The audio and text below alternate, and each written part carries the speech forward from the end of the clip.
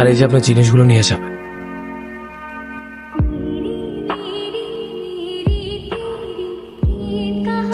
তুমি চলে যাওয়ার পর আর বাড়ি ভাড়া দিতে পারিনি। খুনের কথা শুনলে লোকে ভয় পায়, কেউ আর থাকার সাহস পায় না। তুমি যেহেতু আবার থাকতে চাচ্ছ, থাকো তাহলে। এ নাও চাবি।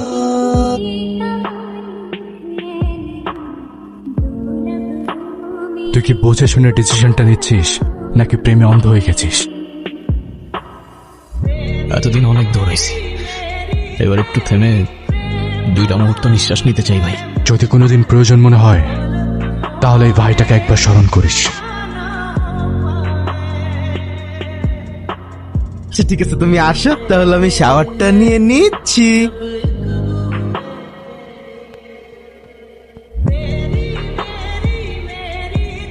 আসসালামু আলাইকুম।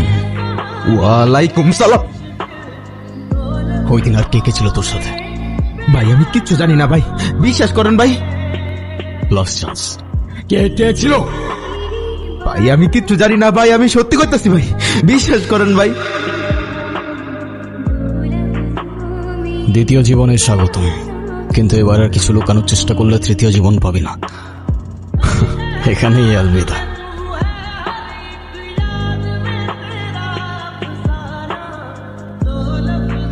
এতদিন পর আসলো, আমাকে একটা ফোন দিবি না? নতুন সিমে তোর নাম্বারটা ছিল না। তুই বাসা কিভাবে থাকবি? আমার বাসা চল। না রে, আমার জীবনের সবচেয়ে সুন্দর মুহূর্তগুলো এখানে। এখানে থাকলে মনে হয় জেনি আর আমি হয়তো এখনো একসাথেই আছি। এবার জীবনটা নতুন করে সাজা। কিভাবে নতুন করে সাজাবো বল?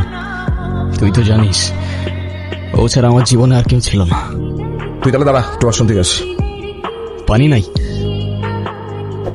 ওয়াশরুমে পানি নাই। আরে এখনো মানে নেই। আচ্ছা ঠিক আছে, আমি রফিক কাকাকে বলে দিচ্ছি পানি ছাড়তে। আর তোর কোনো কিছু লাগলে আমাকে বলিস। আসি তাহলে। সিগারেটটা এখনো ছাড়তে পারলো না। পুরনো অভ্যাস, কি করে ছেড়ে দিই বলো?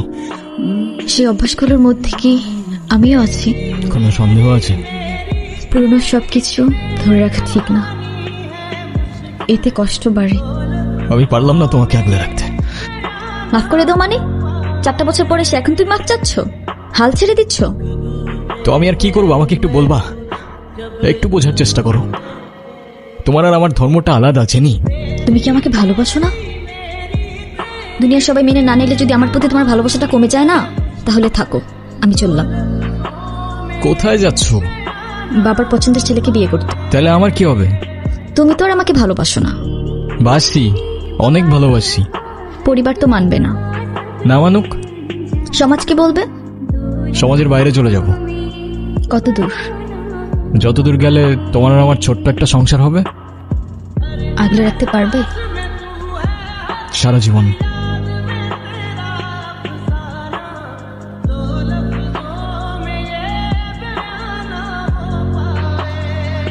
কোথায় আছো তুমি? এই তো বাজার করে বাসায় যাচ্ছি। কেন? আগে বলো, গুড নিউজ শুনবা না ব্যাড নিউজ? ব্যাড নিউজটাই আগে শুনি। ব্যাড নিউজটা হচ্ছে তোমার এখন থেকে মাঝে মধ্যেই বাজার করতে হইতে পারে। কেন? কারণ গুড নিউজটা হচ্ছে নতুন চাকরিতে তোমার হাজবেন্ডের কাজের অনেক চাপ থাকবে এখন থেকে। কংগ্রাচুলেশনস। কিন্তু স্যার, আমি আর বাজার করতে পারবো না। যত রেটি হোক না কেন, বাজার কিন্তু আপনাকেই করতে হবে। কেন, কি হয়েছে? আরে ধুর, আমি একদমই দামাদামি করতে পারি না। আজকেও 150 টাকা ঠকে আসছি। আপনারা কারা আর বাসার ভিতরে কিভাবে ঢুকেছেন? কারো বাসায়?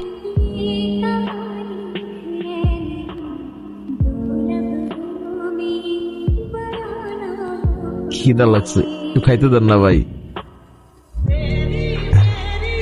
তুষারকে কোথায় পাবো?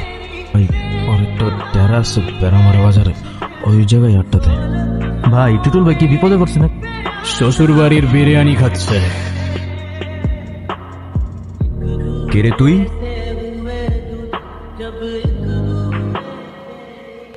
কেমন আছেন তুষার ভাই? কে কে ভাই আপনি? চিনতে ঠিকই পারছেন। এত নাটক করে লাভ নাই, সোজা পয়েন্টে আসি। যার কথায় এসব করলি তার নামটা বল, চলে যাব। আর তা না হয় তোকে উপরে পাঠিয়ে আরেক হায়নার খুঁজে বেরোবো। আমি আপনাকে চিনি না। আমি কিছু জানি না।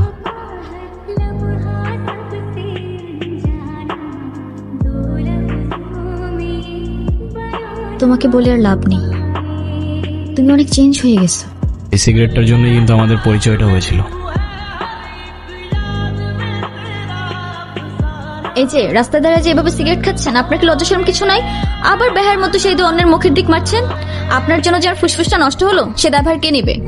আরে আপা, এইটুক দোয়া যদি আপনার ফুসফুস নষ্ট হয় তাহলে আমার বন্ধু তো ফুসফুসই নাই।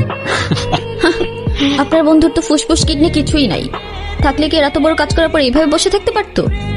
তো এখন কি করতে হবে? সরি বলেন, এটা আবার আমাকে বলে দিতে হবে? এ আপা, আপনার সাহস তো কম না, আপনি কারে কি কইতেছেন? সরি। বলবি কাল সকাল 10টায় নদীর পাড়ে থাকতে। কেন ভাই? এত কিছু তো তোর জানার দরকার নেই, তুই যেমনে পারো সরে আসতে বল। এদিকে তো সারা কিছু মাইরে দিছে, আবার তোর ফোন অফ। আমি যখন কই যাবো? তুই কালকে সকাল 10টায় নদীর পারে আয়, তোর লগে কথা আছে। তোর লোক আমি নদীর পাড়ে দেখা করবো কোন দুঃখে? আমি আছি আমার জ্বালাই। বন্ধু তুই না আমার কাছে কিছু টাকা পাইতি? টাকা? তুই আমার টাকা দিবি? হ বন্ধু, তুই কালকে আয়। অবশ্যই আসমু। ভাইজান কি ভয় পাইছেন? না না, ভয় পাবো কেন? আর আপনার ভয় পাওয়ার কি হলো? আমি তো আপনারা চিনিই না। আচ্ছা আপনি কই যাইবেন? চলেন না যাই, আপনারা আগায় দিয়ে আসি। হ্যাঁ, এসব ফালতু কথা বলবেন না, আর আপনার ফালতু কথা শোনার টাইম আমার নাই।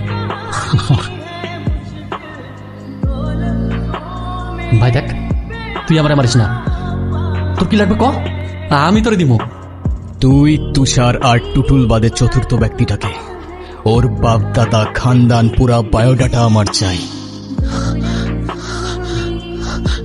ভাই দেখ, আমি কিছু জানি না, আর আমি কিছু করিও নাই। আরে আমি কিছু জানি না, আমি কিছু করি নাই সালা। সবার গানের একই সুর, তা নাহলে তোকেও তোর বন্ধুদের কাছে পাঠাই দিব, ওরা তোকে খুব মিস করছে। বস আমার মায়ের না, আমি কিচ্ছু করি নাই। যেই লোক আম করে ডাকাতের লেগে অফার দিছিল ওই লোক আমরা চিনিও না, তয় সেই এলাকারই হইব। আপনার বাসায় কই কি আছে সবই লোক জানে। ভিকারি থেকে আমগুলোকে ফেসবুক গ্রুপে কথা হয়েছিল, ডাকাতি করে যা টাকা পামু 50 হেয়ার আর 50 ভাগ আমগর, এই ডিল হয়েছিল। আমি কিচ্ছু করি নাই, আমার জানটা ভিক্ষা দেন ভাই। আমার জেনিও হয়তো তোদের কাছে এভাবেই জানটা ভিক্ষা চাইছিল। আমাদের বাড়িওয়ালার ছেলেটা জানি কেমন, তুমি বাসায় না থাকলে গেটে এসে নক করতে থাকে। কিন্তু তুই কই থাকোস? গতকাল এসে খুঁজে গেছি। কি নিয়ে এত ব্যস্ত থাকোস ভাই? স্মোক করবি? সিরিয়াসলি? এতদিন কি নিয়ে ব্যস্ত ছিলাম? মার্ডার করতে। তুই এসব কি বলতেছিস সারিয়ান?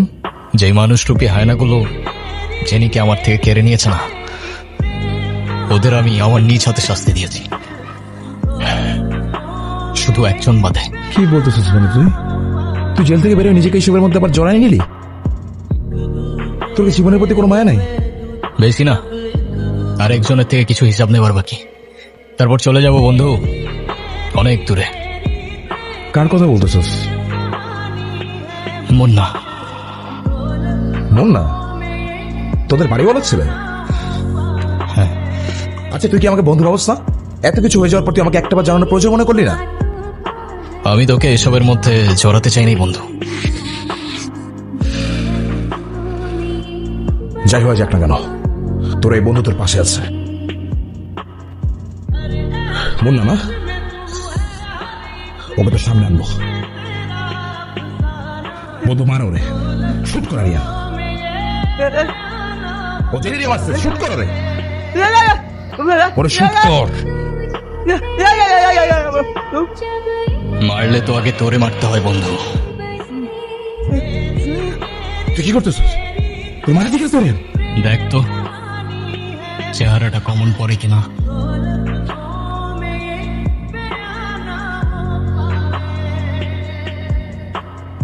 সামনাসামনি দেখলে ঠিকই চিনি। কেন করলি এটা? আমার টাকার অনেক দরকার ছিল, আর আমি খুব ভালো করে জানতাম তোদের বাসায় অনেক কল ছিল। সব তো পেয়ে গেছিলি না, তাইলে জেনে রে কেন মারলি? কারা? বাসার ভিতরে কিভাবে ঢুকেছেন? জনি ভাই,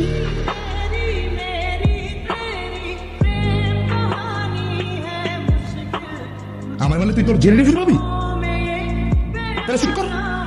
তোরে আমি এত সহজে মারবো না।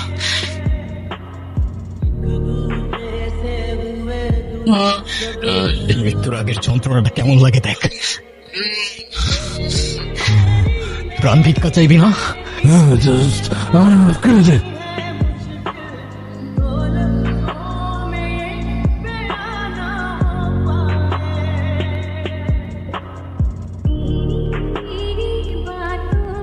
হায়নাগুলো তোমাকে আমার থেকে কেড়ে নিয়েছিল, তাদের বিচার আমি নিজ হাতে করেছি।